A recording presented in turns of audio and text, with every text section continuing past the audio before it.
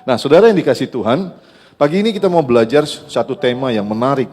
Saya cuman kebagian minggu ketiga, karena minggu pertama saya di Jakarta, waktu bapak mamanya Bude meninggal.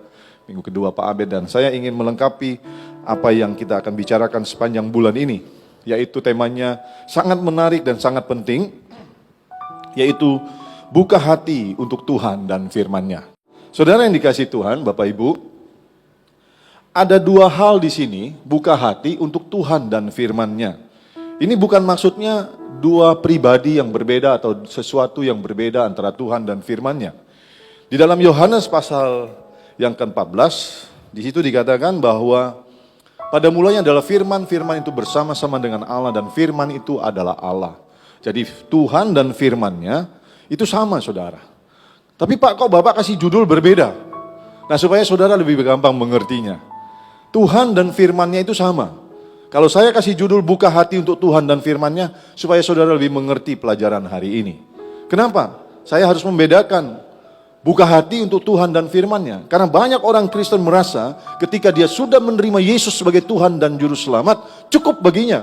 Gak perlu baca firman, gak perlu meneliti firman, gak perlu merenungkan firman. Dia merasa cukup hanya menerima Yesus sebagai Tuhan dan Juru Selamat. Makanya kita banyak jumpai, dan mungkin itu saudara di tempat ini, orang Kristen yang malas baca firman. Loh Bapak kok baru khotbah 3 menit udah ngegas? Enggak, saya enggak ngegas. Kalau intonasi saya agak kenceng, saya kasih stressing point, penegasan, supaya saudara mengerti. Jadi Tuhan dan firman adalah satu, tapi saya kasih seperti seolah-olah itu terbagi. Enggak, Allah itu adalah firman dan firman itu adalah Allah. Nah, penting bagi pelajaran kita untuk belajar, tahu. Makanya di-sharingkan pagi ini, mengajarkan jemaat satu hal yang sangat penting. Agar saudara mengalami perubahan hidup dan pertumbuhan rohani yang maksimal sebagai orang Kristen, orang percaya. Karena banyak orang percaya merasa, kalau aku udah terima Yesus sebagai Tuhan, cukup bagiku. Dan ini satu cara pikir yang salah, saudara. Dan cara pikir yang salah, itu menghasilkan kehidupan yang salah. Saya belajar di Pria Sejati dikatakan the right understanding produce the right living. Pengertian yang benar menghasilkan kehidupan yang benar. Tapi sebaliknya, pengertian yang salah akan menghasilkan kehidupan atau cara hidup yang salah. Nah, cara hidup yang berkata cukup terima Yesus, yang lain gak perlu, itu salah, saudara. Kita harus menerima Yesus dan bersama dengan firman-Nya. Karena Yesus dan firman adalah sama, saudara.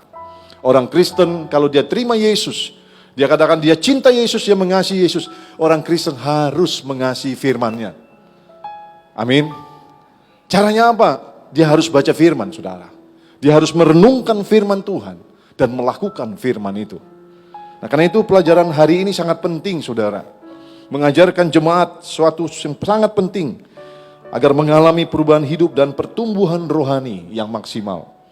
Dan saya percaya, kalau saudara dengar baik-baik sharing pagi ini, dan saudara sungguh-sungguh menyimpan dalam hati dan lakukan, hidup saudara berubah. Cara saudara ikut Tuhan berubah. Dan waktu cara saudara ikut Tuhan berubah, ada banyak hal yang terjadi dalam hidup saudara yang luar biasa. Katakan amin, saudara. Nah, mari kita lihat selanjutnya. Dalam Wahyu pasal 3 ayat 20, firman Tuhan berkata, lihat, aku berdiri di muka pintu dan mengetok. Kata aku di situ huruf besar A-nya. Itu berarti Tuhan. Tuhan berkata, lihat, aku berdiri di muka pintu dan mengetok. Jikalau ada orang yang mendengar suaraku dan membukakan pintu, aku akan masuk mendapatkannya. Dan aku akan makan bersama-sama dengan dia, dan ia bersama-sama dengan aku. Nah, saya kasihkan warna yang berbeda dengan underline, itu step-step yang penting, langkah-langkah penting, yang prosesnya harus berurutan, supaya kita boleh mengalami apa yang Tuhan firmankan ini. Tuhan bilang, aku mengetok pintu, berdiri di muka pintu dan mengetok. Artinya Tuhan sedang menunggu kita membukakan pintu hati kita, saudara. Dia ada di tengah-tengah kita. Dia ingin masuk dalam hidup kita. Dia ingin tinggal dalam hidup kita. Dia ingin berkarya. Dia ingin memimpin kita. Dia ingin bawa kita kepada rencananya yang mulia. Setiap waktu dia mengetok pintu hati kita. Ini stepnya. Dia mengetok. Bagaimana respon kita, saudara? Respon kita yang pertama adalah mendengar. Katakan mendengar. Kita nggak mungkin buka pintu kalau kita nggak dengar. Firman Tuhan berkata, iman timbul dari pendengaran. Pendengaran akan firman Tuhan. Saudara harus mendengar firman. Baru saudara bisa buka hati. Sering baca firman. Supaya imanmu timbul. Engkau menjadi percaya. Dan waktu engkau percaya, engkau mau membuka hati. Orang yang nggak percaya kepada Tuhan Yesus sebagai Tuhan dan Juru Selamat, nggak mungkin buka hatinya, saudara. Betul? Nggak mungkin, saudara. Orang yang dengar tentang Yesus lalu percaya dalam hatinya, baru dia bisa masuk kepada step yang kedua, langkah yang kedua. Setelah dia dengar, dia bisa buka pintu hatinya, saudara. Mendengar suaraku dan membukakan pintu. Apa yang terjadi ketika kita mendengar suara Tuhan, mendengar ketokan itu? Kita pendengar, kita percaya, kita buka hati. Apa yang terjadi? Maka Tuhan akan masuk dalam hati kita. Dia akan masuk dalam kehidupan kita. Tuhan berkata, aku akan masuk mendapatkan kita pribadi, lepas pribadi. Lalu apa yang terjadi ketika Tuhan ada dalam kehidupan kita? Nah, Alkitab itu menuliskan segala sesuatu seringkali dalam perumpamaan. Ini juga perumpamaan. Tuhan mengumpamakan berdiri di depan pintu. Tuhan memberikan perumpamaan makan. Tuhan bilang kalau aku dibukakan pintu, aku akan masuk. Aku akan tinggal, memerintah, berkarya dalam kehidupan kita semua. Yang membukakan pintu hati kita bagi dia. Apa yang terjadi? Tuhan bilang aku akan masuk mendapatkannya. Aku akan makan bersama-sama dengan dia. Dengan saudara dan saya. Kata makan di situ berarti ada sukacita. Kalau kita makan ada sukacita. Ada berkat. Ada kepuasan, ada kebahagiaan, saudara. Ada kekuatan, waktu kita makan kita jadi kuat. Tuhan bilang, aku akan makan bersama-sama dengan dia. Dan ia bersama-sama dengan aku. Ini satu firman yang begitu luar biasa. Kalau kita mau meresponi apa yang Tuhan sampaikan pagi ini. Saudara, setiap waktu, setiap saat, Tuhan mengetok pintu hati kita. Tuhan mengetok pintu hati kita. Firman yang berkata, karena begitu besar kasih-Nya akan dunia ini. Bapa memberikan anaknya yang tunggal, yaitu Yesus Kristus. Pribadi Allah sendiri, yaitu Allah anak turun ke dunia, menjadi manusia. Dan dia rela mati di kayu salib, lalu bangkit pada hari ketiga.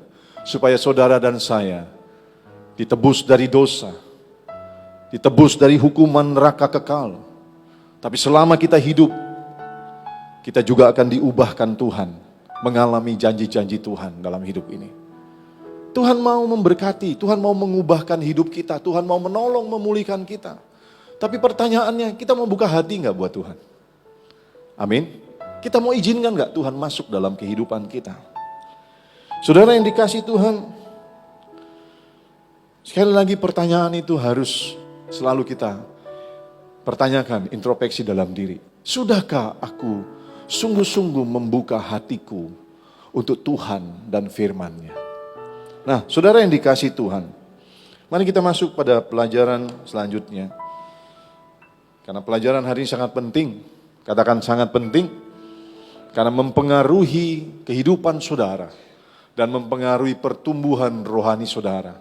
Supaya saudara boleh mengalami hidup berkemenangan, berkelimpahan, sukacita, dan mengalami pertumbuhan rohani yang maksimal. Nah, saudara yang dikasih Tuhan, dimulai dengan pertanyaan saudara. Mengapa kita harus membuka hati untuk Tuhan dan firman-Nya?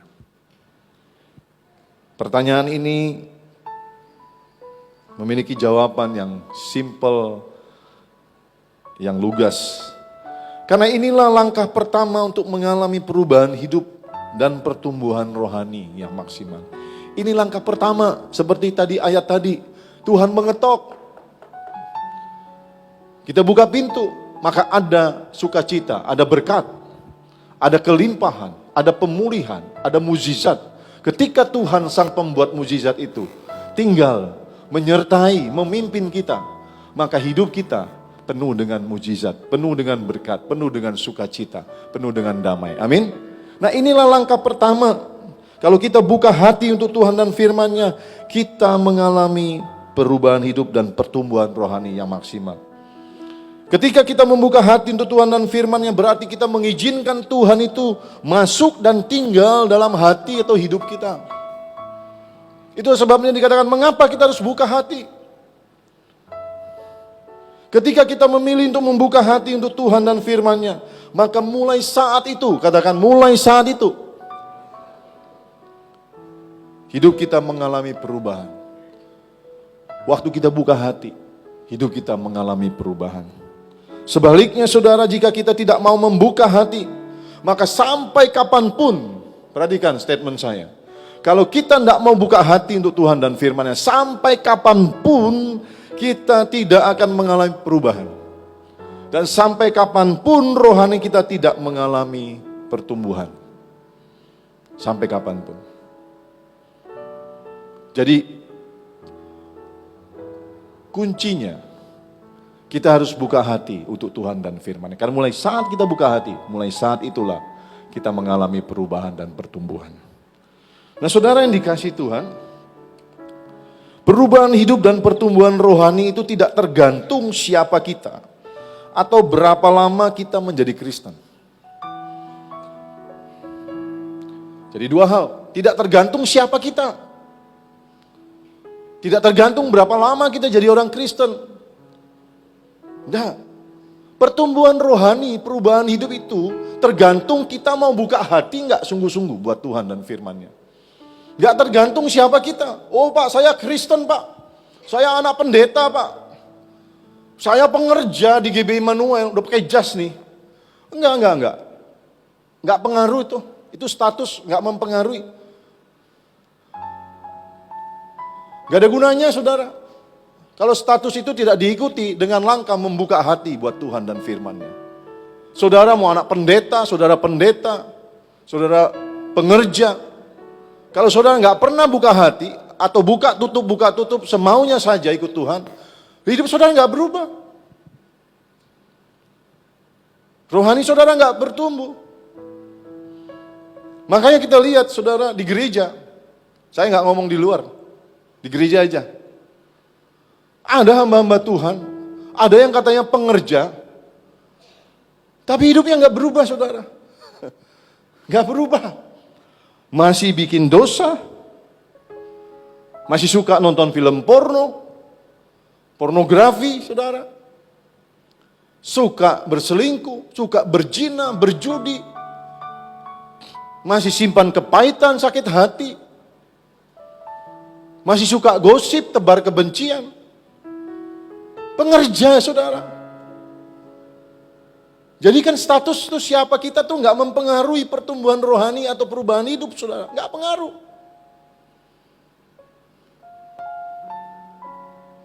Kita juga banyak lihat orang Kristen sudah puluhan tahun jadi Kristen. Bahkan dari bayi, dari kandungan dia udah Kristen saudara.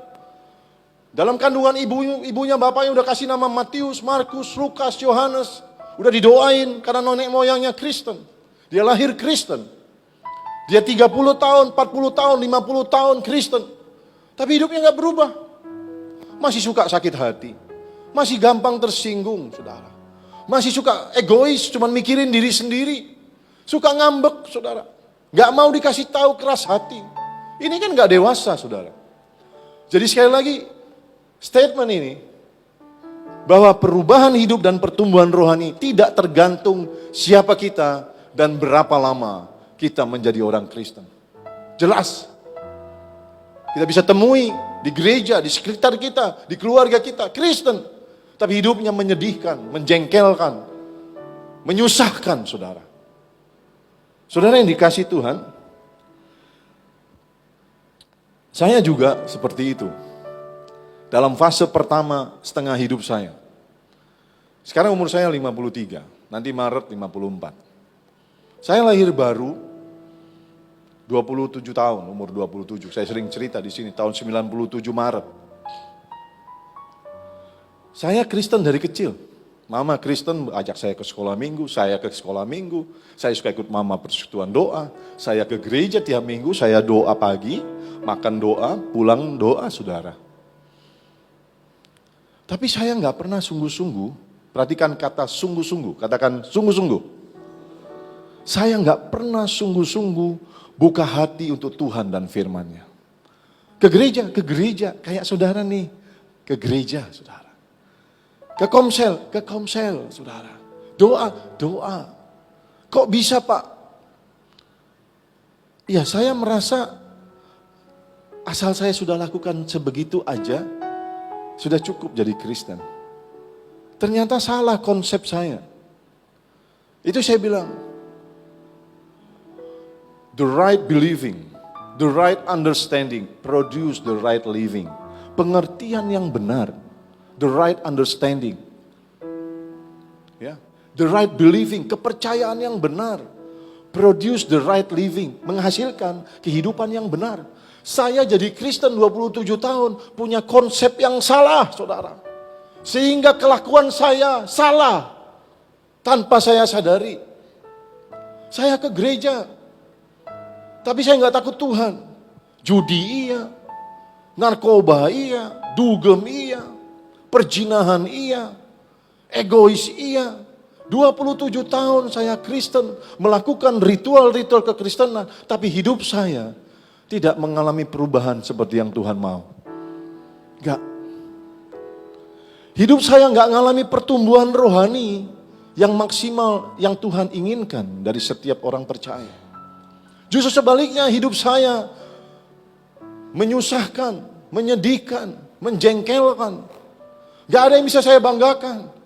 Hidup saya tidak jadi berkat, tidak jadi contoh. Hidup saya cuma nyusahin keluarga, orang tua saya. Menjengkelkan saudara-saudara saya. 27 tahun, saudara. Kenapa? Karena saya nggak pernah sungguh-sungguh buka hati untuk Tuhan dan firman-Nya.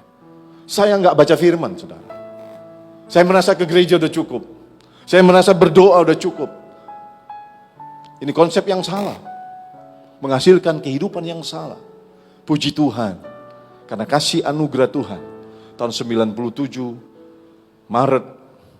Di tengah-tengah kesengsaraan hidup saya. Dalam titik yang paling bawah, banyak hutang, seperti yang gak punya masa depan. Saya menyerah sama Tuhan, saya bilang Tuhan saya gak sanggup lagi. Saya mau ikut Tuhan sungguh-sungguh. Tahun 97 Maret saya berkata, Tuhan aku mau hidup sungguh-sungguh sama Tuhan. Saya bikin komitmen baru, saya mau hidup sungguh-sungguh. Saya baca firman, tuh istri saya lihat di belakang. Mami duduk depan aja. Saya baca firman saudara. Pagi saya baca, malam saya baca. Saya punya komitmen, saya mau belajar, saya mau sungguh-sungguh ikut Tuhan. Saya mau lakukan firman Tuhan, saya mau melayani. Saya mau buka hati untuk Tuhan. Saya mau serius ikut Tuhan. Dan mulai hari itu hidup saya berubah, saudara. Mulai hari itu, Maret tahun 1997, hidup saya berubah. Saudara, hidupmu mau berubah? Engkau hari ini susah? Banyak pergumulan? Seperti masa depanmu suram. Engkau gak sanggup menghadapi problem-problem dalam hidupmu. Engkau muter-muter dalam kemiskinan, dalam masalah. Gak selesai-selesai. Manusia punya masalah, itu wajar, itu manusiawi. Tapi harus selesai. Gak selesai-selesai bertahun-tahun. Pasti ada yang salah dari caramu mengikut Tuhan. Tapi kalau engkau diizinkan Tuhan punya masalah, selesai bersama Tuhan. Ada lagi masalah, selesai bersama Tuhan. Itu normal, saudara. Saya mau bilang begini, kalau hidupmu muter-muter di masalah, gak selesai-selesai, hidupmu menderita susah, gak punya pengharapan, kau lemah terus, ada yang salah dengan kehidupanmu dalam mengikut Tuhan. Engkau harus perbaiki. Buka hatimu sungguh-sungguh buat Tuhan dan firman-Nya. Saudara, perubahan itu dari dalam. Seperti saya bilang kemarin, waktu di acara Natal. Kalau rohanimu berubah, maka yang lain secara jasmani akan mengalami perubahan. Amin. Rubah dulu hubunganmu dengan Tuhan. Perbaiki hubunganmu dengan Tuhan. Karena Dia sumber kehidupanmu. Kalau engkau perbaiki hubunganmu dengan Tuhan, yang adalah sumber kehidupan, sumber kekuatan, sumber berkat, sumber pengharapan, Maka saya percaya, saudara, hidupmu juga mengalami banyak pemulihan. Amin. Mari kita lanjut, saudara. 27 tahun hidup saya sia-sia. Karena konsep yang salah. Cukup ke gereja. Seolah-olah doa udah cukup. Gak perlu baca firman. Gak perlu takut Tuhan. No. Bukan itu yang Tuhan mau. Sungguh-sungguh buka hati untuk Tuhan dan firman-Nya. Maka mulai hari itulah, saya mau katakan, seperti yang saya alami.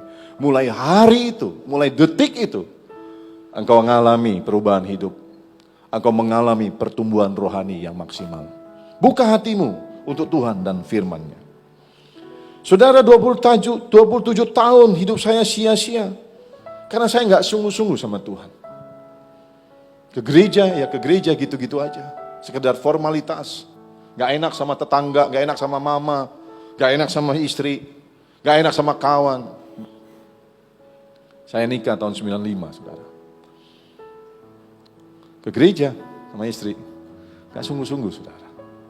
Hidup saya babak belur. Tapi puji Tuhan, saya ada hari ini karena komitmen saya sungguh-sungguh sama Tuhan. Nah, saudara yang dikasih Tuhan, mengapa saya bisa mengalami hidup yang sia-sia? Karena saya nggak pernah buka hati untuk Tuhan. Banyak orang Kristen dengar firman tiap minggu di gereja. Banyak orang Kristen dengar firman.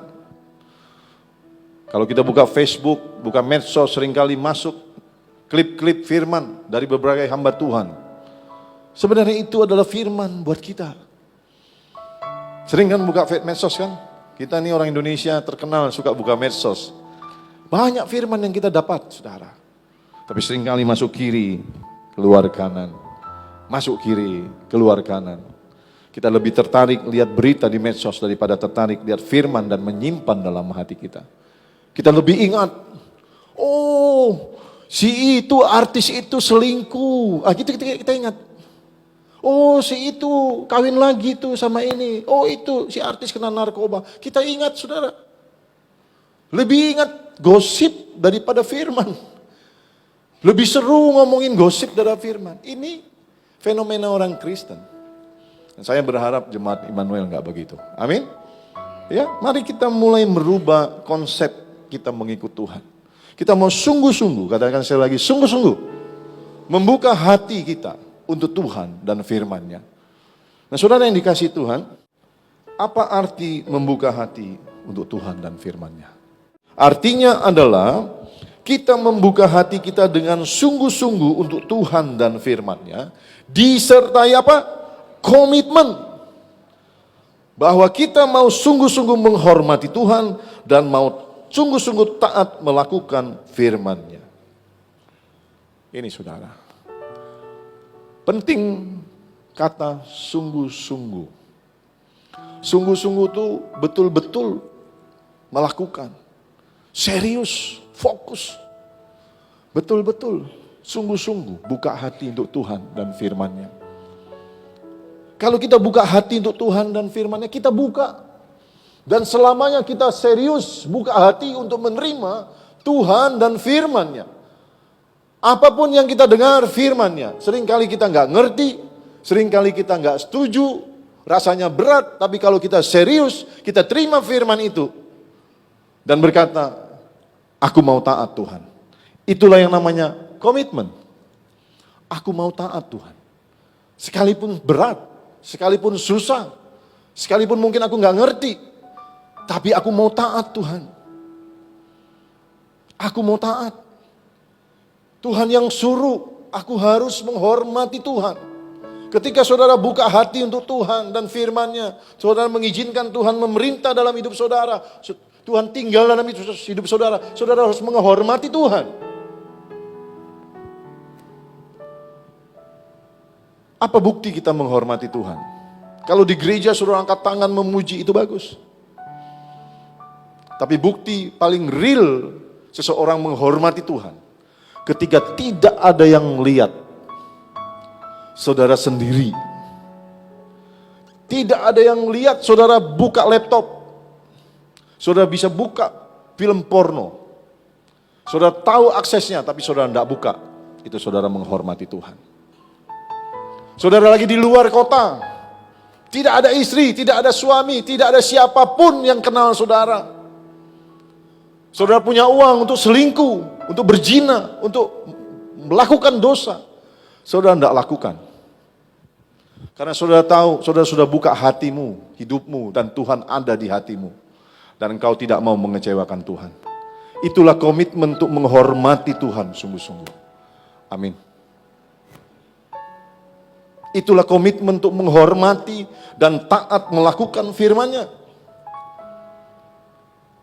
Saudara, itulah arti membuka hati untuk Tuhan. Buka hatimu sungguh-sungguh. Selalu buka. Dengan penuh penghormatan. Menghormati Tuhan yang kau undang, kau izinkan masuk menyertai hidupmu. Hormati Dia. Tuhan itu dalam bahasa aslinya, bahasa Yunani dikatakan kurios. Artinya penguasa tunggal. Satu-satunya penguasa tunggal. Bahkan engkau tidak berhak atas dirimu sendiri. Sebab firman-Nya berkata, hidupmu sudah ditebus oleh Tuhan. Melalui pengorbanan yang di kayu salib, sehingga hidupmu bukan yang engkau lagi. Tapi Tuhan yang ada dalam hidupmu, Dialah yang berkuasa. Satu-satunya penguasa tunggal. Kalau Dia penguasa tunggal, Dia raja dalam hidupmu, engkau harus menghormati Tuhan. Baik engkau bersama keluarga, bersama teman, ataupun engkau sendirian, tidak ada yang lihat. Engkau menghormati Tuhan. Amin. Punya komitmen sungguh-sungguh menghormati Tuhan. Punya komitmen sungguh-sungguh untuk melakukan firman-Nya. Itulah artinya buka hati, saudara. Sambil dengar. Saudara coba introspeksi kehidupan kita. Ini cara yang baik untuk dengar firman. Firman didengar, introspeksi. Apakah aku sudah melakukannya? Apakah itu benar untukku? Firman yang saudara dengar, bukan untuk istri atau suami atau tetangga kiri kanan. Untukmu hari ini, amin. Saya mau bilang satu cuplikan firman Tuhan bilang begini, kalau hari ini engkau dengar firman Tuhan, jangan keraskan hatimu. Amin. Buka hatimu untuk dikoreksi, dituntun, ditegur oleh firman Tuhan, supaya hidupmu mengalami perubahan dan rohanimu bertumbuh. Kasih tepuk tangan buat Tuhan, saudara. Yuk kita lihat satu ayat firman, bagus sekali, sama-sama belajar. Ini janji Tuhan, sekaligus tuntunan firman Tuhan bagi kita. Saya bacakan buat saudara. Yohanes pasal 15, ayat 4-5. Firman Tuhan berkata, tinggallah di dalam aku, dan aku di dalam kamu. Ya, ini kalimat pentingnya. Tinggallah di dalam aku, kata Tuhan, dan aku di dalam kamu. Ini satu bahasa kiasan. Saudara jangan pikir, gimana aku bisa tinggal di dalam Yesus? Yesus tinggal di dalam aku, enggak. Maksudnya kalau kita tinggal di dalam Tuhan, kita tinggal dalam kehendaknya, dalam perintahnya. Kita tinggal dalam rencananya. Kita tinggal dalam hadiratnya, saudara. Amin. Kita tinggal dalam firman-Nya untuk melakukannya. Tinggallah di dalam aku, kata Tuhan, dan aku di dalam kamu. Seperti kita tadi buka hati. Izinkan roh Tuhan tinggal di hati, menyertai dan memimpin kita. Sama seperti ranting tidak dapat berbuah dari dirinya sendiri kalau ia tidak tinggal pada pokok anggur. Demikian juga kamu, kata Tuhan, saudara dan saya. Jikalau kamu tidak tinggal di dalam aku, kita tidak dapat berbuah. Kamu tidak dapat berbuah, kata Tuhan, jikalau kamu tidak tinggal dalam aku. Perhatikan ayat 5. Akulah pokok anggur dan kamulah ranting-rantingnya. Ayo sama-sama baca, 2, 3. Barang siapa tinggal di dalam aku, dan aku di dalam dia, ia berbuah banyak. Sebab di luar aku, kamu tidak dapat berbuah apa-apa. Wah, ini satu firman yang begitu jelas, mengajarkan kita hari ini, sesuai dengan topik yang kita sharingkan bersama-sama. Buka hati untuk Tuhan dan firman-Nya. Kalau Tuhan di dalam kita, dan kita menghormati Tuhan, kita punya komitmen untuk menghargai Dia, dan komitmen untuk melakukan firman-Nya, itu artinya kita di dalam Dia. Dia di dalam kita dan kita di dalam Dia. Dan kalau ini terjadi, maka terjadilah seperti yang difirmankan di dalam ayat 5 ini. Barang siapa tinggal di dalam aku dan aku di dalam dia, ia berbuah banyak. Tidak hanya berbuah, tapi berbuahnya banyak, saudara, berbuahnya lebat, saudara. Orang yang buka hati untuk Tuhan dan firman-Nya, yang memiliki komitmen menghargai untuk melakukan firman-Nya, menghargai Tuhan dan melakukan firman-Nya, berarti dia tinggal dalam Tuhan, dia berbuah lebat. Dia berbuah yang banyak. Hidupnya maksimal. Hidupnya mengalami perubahan, lebih baik, dan lebih baik sesuai kehendak Tuhan. Hidupnya jadi berkat, jadi teladan, jadi terang, jadi saksi Tuhan. Rohaninya bertumbuh maksimal. Ini janji Tuhan bagi saudara dan saya.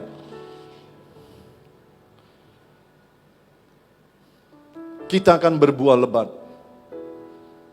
Pertanyaannya, saudara, bagaimana Tuhan bisa tinggal di dalam kita kalau kita nggak pernah buka hati? Oh, dulu saya pernah buka hati, Pak. 5 tahun, 10 tahun, 20 tahun lalu, ketika saya dibimbing tuh oleh hamba Tuhan untuk terima Yesus. Benar. Kita membuka hati untuk Tuhan pertama kali. Kita dibimbing hamba Tuhan untuk berdoa, Tuhan, hari ini aku menerima Engkau sebagai Tuhan dan Juru Selamatku. Masuklah dalam hidupku, memerintah, sertai aku, pimpin aku. Kita berdoa seperti itu 5, 10, 15, 20, 30 tahun yang lalu. Itu bagus, saudara. Tapi pertanyaannya, bagaimana dalam perjalanan hidup kita sampai hari ini? Bukankah kita sering buka tutup? Kayak pintu otomatis di mall, saudara. Buka tutup. Kita buka pertama kali. Tapi dalam situasi kita tergoda untuk melakukan dosa, kita tutup pintu supaya Tuhan tidak lihat. Tutup dulu, biar Tuhan tidak lihat. Kita pura-pura tidak tahu. Seolah-olah Tuhan itu cuma tertutup pintu dan dia tidak lihat. Padahal kita tahu, firman berkata Tuhan adalah Allah yang melihat segala yang kita perbuat. Bahkan sekalipun di tempat-tempat tersembunyi yang paling gelap, Dia tahu. Kita pernah buka hati untuk Tuhan, mengundang Dia jadi raja dalam hidup kita. Kita berjanji untuk setia, taat. Tapi dalam perjalanan hidup kita dihadapkan pada situasi. Lakukan ini dosa, atau aku harus menghormati Tuhan yang berkata jangan. Tapi cuan Tuhan. Tuhan lagi butuh Tuhan. Ini cuan, ini berkat. Gila aja, saudara. Sesuatu yang bukan dari Tuhan, itu bukan berkat, itu jerat. Perhatikan saya ngomong, sesuatu yang bukan dari Tuhan, itu bukan berkat, itu jerat. Dan kita tahu ini tidak halal, ini ilegal. Kita bilang, wah ini berkat. Kita ambil. Itu berarti kita sedang menutup pintu. Lalu kita tendang Tuhan keluar dari hidup kita. Tidak ada Tuhan-Tuhanan lagi. Padahal kita komitmen. Aku mengundang Engkau Tuhan. Tinggal dalam hatiku, dalam hidupku. Jadi raja. Raja yang akan kuhormati dalam segala situasi. Dalam segala waktu, dalam segala keadaan. Tapi kita seringkali buka tutup pintu hati kita. Seringkali kita undang Tuhan. Seringkali kita usir Tuhan. Karena kita butuh sesuatu, kita ingin sesuatu. Ini fenomena orang Kristen yang tidak boleh kita tiru. Makanya hidup orang Kristen banyak nggak berubah. Seperti saya bilang tadi, perubahan dan pertumbuhan rohani itu tidak tergantung dari siapa kita dan tidak tergantung dari berapa lama kita jadi Kristen. Tapi perubahan hidup dan pertumbuhan rohani kita, itu tergantung dari seberapa serius, sungguh-sungguh kita buka hati untuk Tuhan dan firman-Nya. Tergantung dari seberapa kita komitmen untuk menghormati Tuhan dan melakukan apa yang diperintahkannya. Ada amin? Tepuk tangan buat Tuhan. Kita lanjut ya. Ini, bagus nih ayat-ayatnya. Di Yohanes 15 ayat 7. Saudara, jikalau kamu tinggal di dalam aku dan firman-Ku tinggal di dalam kamu, mintalah apa saja yang kamu kehendaki dan kamu akan menerimanya. Kita seringkali mengambil yang enaknya saja.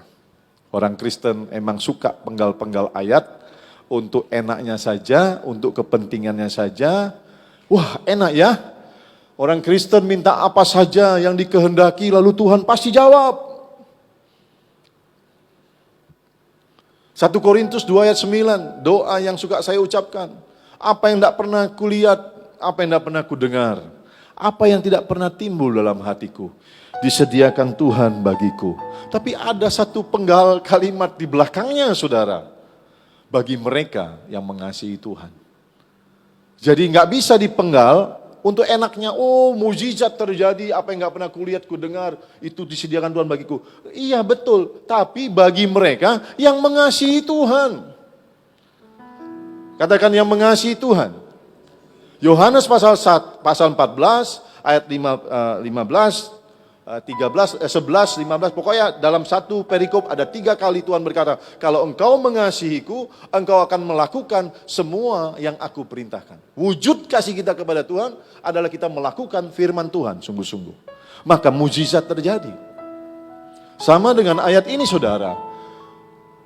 Firman-Nya bilang, kalau kamu tinggal di dalam aku dan firman-Ku tinggal di dalam kamu, minta apa saja yang kamu kehendaki dan kamu akan menerimanya. Kita tidak bisa penggal cuma ayat ini, minta apa saja kita dapatkan. Tidak, saudara, tidak bisa. Kita harus masuk kepada persyaratan yang pertama, langkah pertama. Kalau Tuhan di dalam kita dan kita di dalam Tuhan, artinya firman-Nya di dalam kita, kita punya komitmen untuk melakukan sungguh-sungguh. Kita serius ikut Tuhan, sehingga Tuhan tahu bagaimana hatimu, bagaimana kasihmu, bagaimana ketaatanmu, bagaimana kekudusanmu. Maka Tuhan bilang gini, apa saja yang kau minta, Tuhan berikan. Saudara yang dikasih Tuhan, ini janji Tuhan. Bahwa doa-doa kita dijawab. Sekali lagi saya ajak saudara introspeksi. Berapa banyak doamu yang gak dijawab sama Tuhan? Kalau saya bisa kasih kesaksian, saya juga punya banyak pokok doa. Tapi satu persatu dijawab Tuhan. Satu persatu dijawab Tuhan. Satu persatu dijawab Tuhan. Kenapa? Saya gak sombong rohani. Sebagai gembala saya kasih kesaksian. Saya punya komitmen menghargai Tuhan. Saya punya komitmen untuk lakukan firman Tuhan. Saya punya komitmen sungguh-sungguh sama Tuhan. Saya juga punya pergumulan masalah dalam hidup ini yang menjadi pokok doa saya. Saya juga punya kerinduan, punya pengharapan yang saya doakan. Dan Tuhan menjawab satu persatu. Dan saya mau bilang begini, Ebenezer, sampai di sini Tuhan menyertai saya, memberkati, dan sampai selamanya, selama saya komit sungguh-sungguh sama Tuhan. Dan itu juga akan saudara alami. Akan saudara alami, doa saudara dijawab. Tapi kuncinya di sini. Ya sama-sama, 2, 3. Katakan aku ya di sini. Kata kamu diganti dengan aku dan kataku diganti dengan Tuhan. Ya. Jika aku tinggal di dalam Tuhan dan firman Tuhan tinggal dalam aku, maka apa saja yang ku kehendaki, aku akan menerimanya. Ayo 2, 3. Jika aku tinggal di dalam Tuhan dan firman Tuhan tinggal di dalam aku, maka apa saja yang aku kehendaki, aku akan menerimanya. Sekali lagi ya, 2, 3. Jika aku tinggal di dalam Tuhan dan firman Tuhan tinggal di dalam aku, maka apa saja yang aku kehendaki, aku akan menerimanya. Katakan amin. Tepuk tangan buat Tuhan. Nah, saudara yang dikasih Tuhan, ini pelajaran terakhir, saudara. Terakhir. Saudara diberkati, amin. Nah, gini. Saya lupa ada ayatnya. Saya ingat ada ayatnya, lupa alamatnya di mana. Kemarin saya cari-cari nggak ketemu. Saya minta Bu Dewi cari nggak ketemu. Kira-kira ayat begini. Tuhanlah yang memberikan kerinduan, Tuhan yang memberikan keinginan, Tuhan yang memberikan dorongan, Tuhan juga memberikan kekuatan atau kemampuan untuk kita rindu dekat dengannya, rindu menyenangkan hatinya, rindu hidup dalam kebenarannya, rindu untuk lakukan yang terbaik buat Tuhan. Tuhan yang berikan semua itu, kerinduan, dorongan, semangat, kemampuan. Nah, saudara, bagaimana mungkin kita punya kerinduan untuk dekat sama Tuhan, kerinduan untuk berdoa, kerinduan untuk baca firman, bagaimana mungkin kita punya keinginan untuk lakukan kebenaran, bagaimana mungkin kita punya kerinduan untuk melayani Tuhan, kalau Tuhan yang sumber segala sesuatu yang mendorong, memberikan dorongan itu gak ada dalam hati kita. Betul gak? Tuhan gak ada di hidup kita. Dari mana kita dapatkan kerinduan, dorongan, dan kekuatan itu? Gak mungkin. Makanya saya lihat di gereja. Mohon maaf, jangan tersinggung. Tapi kalau saudara tersinggung dan itu saudara bertobat, buka hatimu sungguh-sungguh buat Tuhan. Makanya saya lihat orang Kristen, disuruh doa gak mau. Nah itu saudara, buka hati atau enggak? Kalau saudara betul-betul buka hati untuk Tuhan, saudara pasti rindu untuk berdoa, baca firman, untuk membangun kehidupan yang intim dengan Tuhan. Pasti saudara. Kalau saudara betul-betul buka hati untuk Tuhan dan firman-Nya, pasti saudara rindu untuk melayani Tuhan. Karena Tuhan ada dalam hidup saudara. Tuhan itu memberi contoh. Dia berkeliling dari satu desa ke desa lain, dari satu kota ke kota lain. Dia melayani jiwa-jiwa waktu dia ada di dunia. Dalam wujud manusia, Yesus saudara. Nah kalau Tuhan ada di hidup kita, pasti dorongan itu ada. Tapi kalau saudara nggak mau melayani dengan segala alasan, udahlah Pak, yang penting ke gereja, yang penting kasih persembahan, ini itu, dan lain-lain. Saya pertanyakan, betul nggak Tuhan itu ada dalam hatimu, dalam hidupmu? Jangan merasa tertuduh. Gak perlu tertuduh. Saya sedang tidak menuduh saudara dan menghakimi saudara. Dengan kasih saya menyampaikan firman ini supaya saudara mengerti pelajaran ini, menyimpannya, dan engkau mengalami perubahan hidup dan pertumbuhan rohani. Firman Tuhan bilang begini, apa gunanya kita dapat seisi dunia kalau jiwa kita binasa? Mari responi firman Tuhan. Saudara yang dikasih Tuhan, yang terakhir. Tolong Bill. Nah ini, sedikit lagi ya. Statement ini, slogan ini, kami biasa belajar di Camp Pria Sejati. Keterbukaan adalah awal pemulihan. Yuk sama-sama baca yuk. 2, 3. Keterbukaan adalah awal pemulihan. Ini biasanya dipakai dalam hubungan antar manusia. Kalau saya terbuka, mengaku dosa saya, salah saya kepada istri saya terbuka mengakui kelemahan saya terbuka untuk meminta maaf, maka terjadi pemulihan. Keterbukaan awal pemulihan. Tapi ini juga bisa dalam konteks tema hari ini. Kita pakai ini untuk hubungan kita dengan Tuhan. Keterbukaan kita, buka hati untuk Tuhan dan firman-Nya. Itulah awal pemulihan dari hidup kita. Buka hatimu. Kalau hari ini kau sedang mengalami pergumulan yang berat, datang sama Tuhan bilang, Tuhan, aku perlu Engkau Tuhan. Gak sanggup Tuhan, berat persoalan yang aku sedang alami, hadapi. Aku butuh Engkau Tuhan, terbuka sama Tuhan. Mari masuk dalam hatiku. Aku butuh Engkau. Mari memerintah, berkarya, aku butuh Engkau Tuhan. Kalau engkau sedang lakukan dosa, engkau ingin lepas, tidak bisa. Karena tidak ada manusia dengan kekuatan sendiri bisa lepas dari dosa. Datang sama Tuhan, katakan Tuhan, aku ingin lepas dari dosa. Aku ingin hidup kudus, mari Tuhan masuk dalam hatiku. Kasih aku kekuatan, lepaskan aku dari keterikatan roh jahat ini. Dari kuasa gelap, dari dosa ini. Minta Tuhan masuk dalam hatimu, terbuka sama Tuhan. Tuhan, aku butuh Engkau, aku sedang bergumul dalam keuangan. Aku salah mengelolanya. Aku salah Tuhan. Aku tidak mengembalikan apa yang menjadi milik Tuhan. Aku egois, gak suka menabur. Ampuni aku Tuhan. Masuk dalam hidupku. Aku mau taat. Mulai hari itu engkau akan mengalami pemulihan. Keterbukaan awal dari pemulihan. Mari bangkit berdiri saudara. Hari ini jelas sekali firman Tuhan mengajarkan kita. Engkau ingin mengalami perubahan hidup. Engkau ingin mengalami pertumbuhan rohani. Mari buka hatimu buat Tuhan dan firman-Nya. Tidak hanya buka, tapi sungguh-sungguh buka. Ketika kau buka hati mengundang Tuhan untuk masuk dan tinggal, hormati Dia. Karena Dia ada dalam hidupmu. Hargai Dia, hormati Dia. Dan miliki komitmen untuk lakukan firman Tuhan. Maka hidupmu akan berubah.